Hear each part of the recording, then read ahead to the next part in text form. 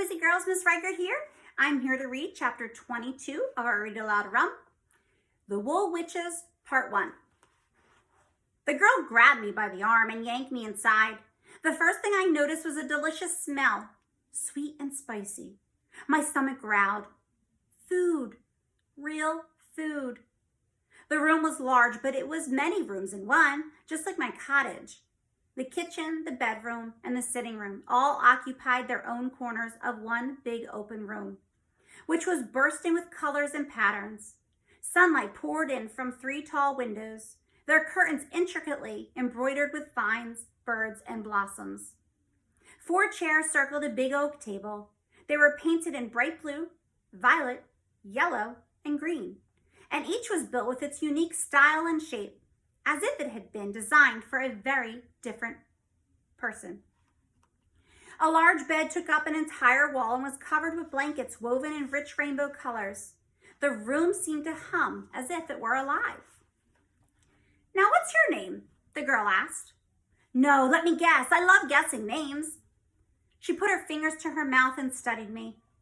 She was maybe just a few years older than me and pretty, with black curls all around her face and eyes as green as new spring grass. "Your name is Herbert." No, you don't look like a Herbert." "Bertram." "No, you don't have the right Aurora for that." Tricky. Something unusual, one of a kind, I think. Zelgemeyer." "Wolcheneff." "Ralfondo." "Ida, who is it?" said a voice coming from a small doorway to the right. Another woman entered, who looked very much like the girl, but older. She had gray streaks in her black hair and lines around her mouth and her eyes. When she saw me, she froze. Oh my. The woman closed her eyes and took a deep breath, and then opened them again. "What is it, sister?" said Ida. "Hadel, come here," the older woman shouted. Another woman came hobbling in. This one looked more like a witch to me. She wasn't so old, but she was hunched and she had a cane and one foot was turned in. Her face was lopsided, one eye squinting while the other was wide. Her mouth was pinched and crossed, but when her big eye was level with mine, her expression softened and her mouth hung open. "Do you see it?" said the second woman. "See what?" said Ida. "Anna," said the lopsided witch. "Anna was my mother," I explained. Ida gasped.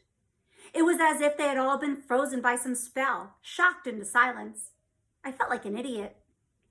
Finally, Ida broke into a laugh. "Nephew!" She rushed to me and crushed me against her, which might have felt comforting if I could breathe. When she released me, she squeezed my cheeks between her hands and said, "Isn't he beautiful? Our nephew, sisters, Anna's son. Who could have ever known?" The second sister blinked and came to me. She reached out a finger and lifted my chin. "He looks very much like Anna, doesn't he, Hadel?" Hadel finally broke from her stupor as well, but she didn't come to me. She paused, looking over at me with her big eye, and then grumbled. "I don't see it as something to rejoice over." She hobbled out of the room. Ida's cheerful face fell, and her older sister looked at me with a suspicious frown. This was a mistake. They didn't want me here. I shouldn't have come. I took a step back, but Ida caught me by the shoulder. "Oh, don't mind Hadel, dear nephew," said Ida. She has always been crabby. "This is Bathilda. We are so glad you came to us. You may call me Auntie Ida. Come and have a Ida, we know nothing about the boy," Bathilda cut in. "Where he came from, how he found us, or even what his name is." "His name?" Ida's face darkened. "I've been unable to guess it. So curious. It's I'm usually spot on." I looked between them. I was so tired. The idea of trying to explain my name and everything else overwhelmed me. I didn't really want to see the look on their faces. "My name is Robert." Bathilda furrowed her brow, confused. "Well," said Ida, looking disappointed, "I never would have guessed that." "How is it you found us, Robert?" asked Bathilda. "I asked in a village about my mother. Nobody remembered her, And when I asked about spinning, Bathilda stiffened but nodded. They must know about my mother spinning. Oh, but come eat cake and see what we're making. Ida dragged me through a small corridor leading to another room, but Hadel barred the doorway with her walking stick. You're filthy, she growled. Hadel, Robert is our nephew and our guest. Hadel's big eyes looked up at me and down, and I felt that she could see every secret I held. Robert, you'll take a bath before you set foot in here. You look like you grew from dirt. The bathtub was in the corner of the kitchen. Bathilda poured hot water in the tub and held out soap and a brush so I could scrub myself. Then she and Ida left the room through the doorway where Hadel had gone. After I washed, my clothes were hanging to dry by the fire, so I wrapped myself in a quilt sewn with 100 different colors. I made that, said Ida when she returned. Do you like it? How do you get so many colors? I asked, brushing my hands over the intricate pattern. It's all in the fingertips. Wait until you see what I'm working on now. While my clothes dried, Ida fed me as much food as I could shove into my mouth, which was a lot. Not only had I forgotten what it was like to be clean, I had forgotten what it was like to eat real food instead of wormy sludge. And this food was even better than the food I remembered eating. Better than Martha's meat pies or Red's granny's stew. It was certainly better than the sludge. There were beets and potatoes sprinkled with herbs and cheese, fresh bread and milk.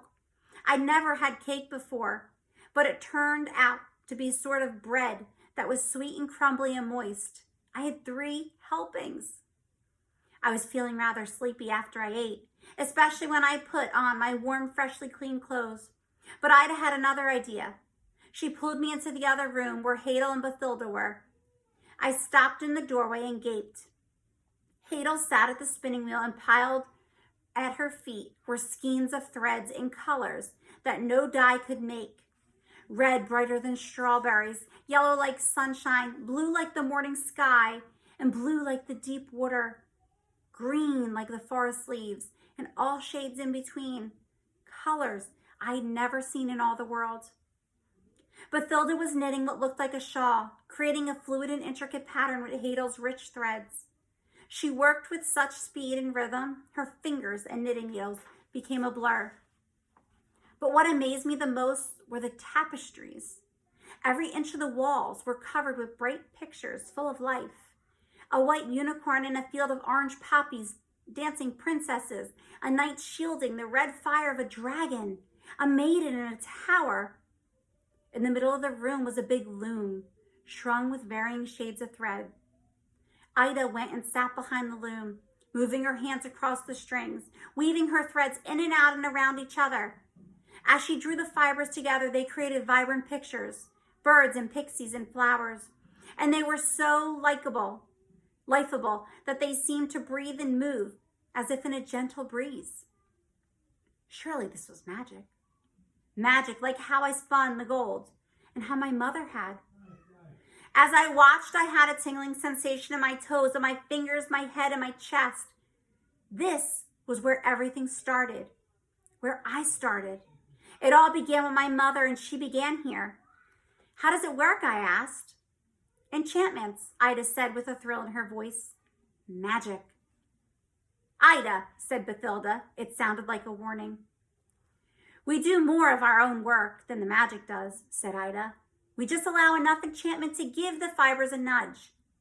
You're nudging a little too hard there, don't you think? Said Hadel.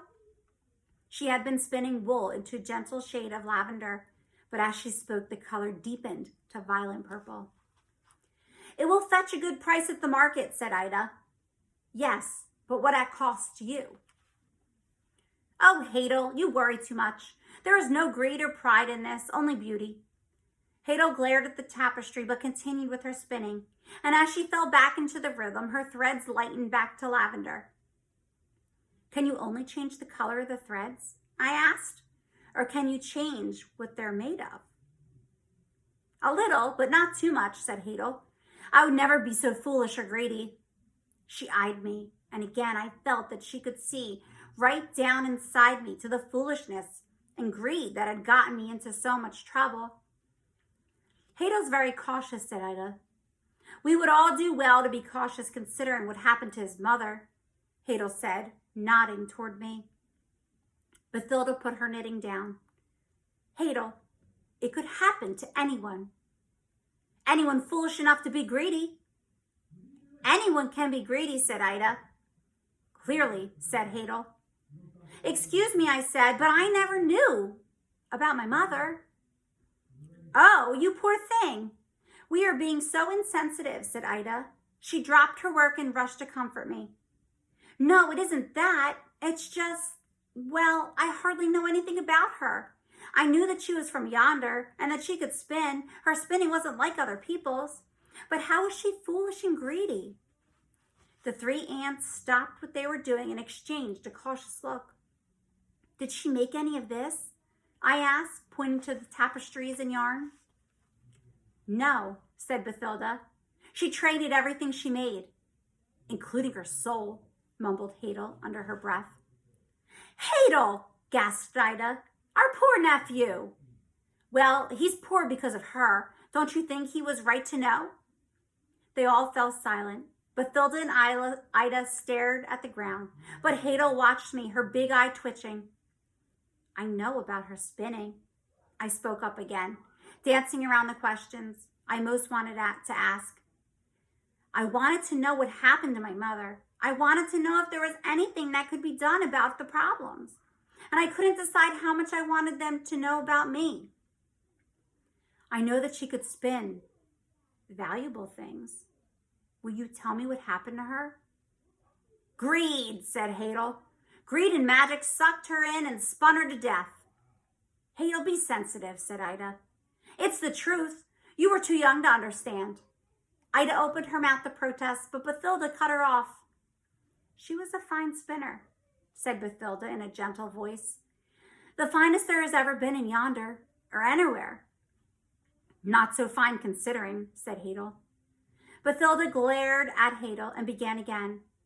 I will say she was unwise and a bit overly confident, even though she was a fine spinner. And that is where the trouble began. You see, Robert, in our work, we must balance the skill of our own hands with the magic we use to transform the threads. She held out her knitting as if she should show me. We do not call for more magic than we have skill, because then we lose control of the outcome.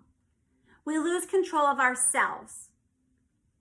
I thought of poor Kessler, and the sick dread in my stomach returned. Anna knew this, but she always pushed the limits. She was always experimenting. How? I asked. Bathilda put down her knitting and swept a strand of graying hair back from her face. Your mother could spin wool into velvet and grass into silk. Beautiful threads. Her work was much admired, and we feared that she was losing the balance, yet somehow it never seemed to affect her. She always managed to bargain well at the markets. So in spite of our warning, Anna came to believe that her skill was more powerful than any magic. She thought she could control it, you mean? Bathilda nodded. One day, Anna told a wealthy merchant that she could spin any worthless thing into something beautiful and valuable. Well, he took her for her word. He had a bundle of straw in his cart, and he asked if she would please use her skill, but only to turn it into straw, into gold. He promised her a fair trade if she could fulfill the task. I warned her, that fool, said Hadel, but she was all pride and greed. It was dangerous, to be sure, continued Bathilda, but she couldn't have known just how dangerous, said Ida. It wasn't her fault. The merchant was the greedy one. When she told me of the bargain she had made, I truly hoped she would fail, said Bathilda. Velvet and linen and silk were one thing, but gold, I didn't think possible. I hoped it wasn't, but to my dismay, Anna succeeded beyond what I could ever have imagined. She spun the straw into gold into perfect glimmering skeins, gold more pure than any gold in the kingdom.